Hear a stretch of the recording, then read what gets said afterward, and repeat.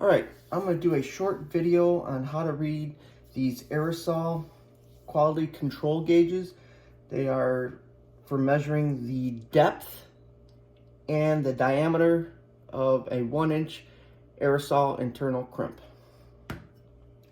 First thing we're going to do, we're going to verify that the gauges are working. And in this kit, there's it's a reference ring or a calibration ring. And this ring is manufactured to read a spec for the diameter of 1.070, and for the depth it's 0.185. All right, so we're going to confirm that the gauge is working correctly. So we're going to grab our diameter gauge. We are going to go inside this ring. You'll see that there's it's kind of hard to see, but there's a kind of a cutout, which they're trying to simulate how the inside of the valve looks. So we're going to take our gauge, we're going to press and close it to close the jaws to get it inside, and then release. And then we're going to confirm that it's reading 1.070.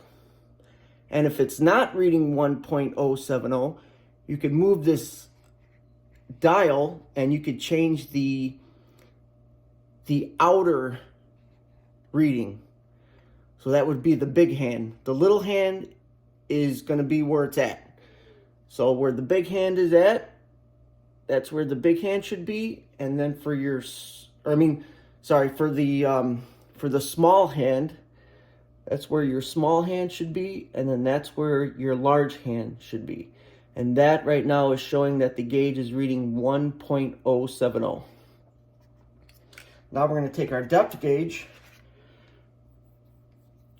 We're going to grab it. We're going to see that, you can see that there's these little feet right here, these little toes.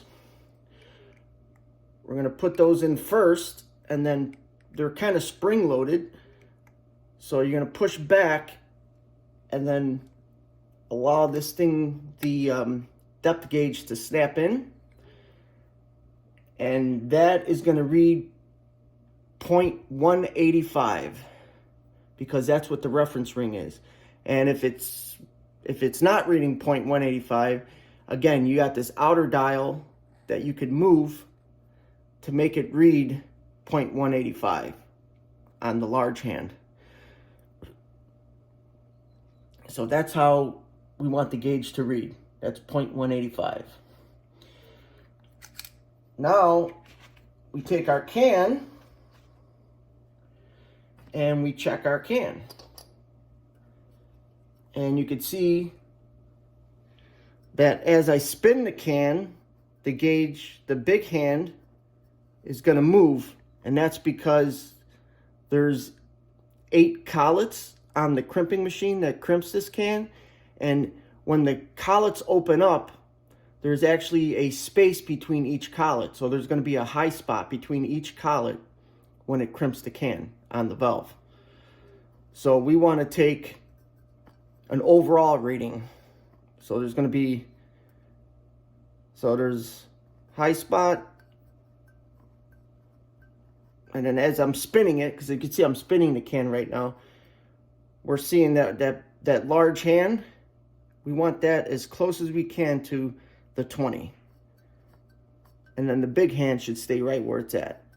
And that right there is telling me that the crimper is set to crimp at 1.070. Then we grab our depth gauge. We place our depth gauge in the can.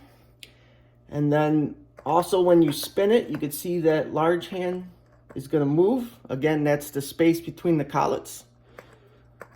And right now this can is reading 200. So it'd be 0.200. And these are the cans that were furnished from the customer. And again, one more time.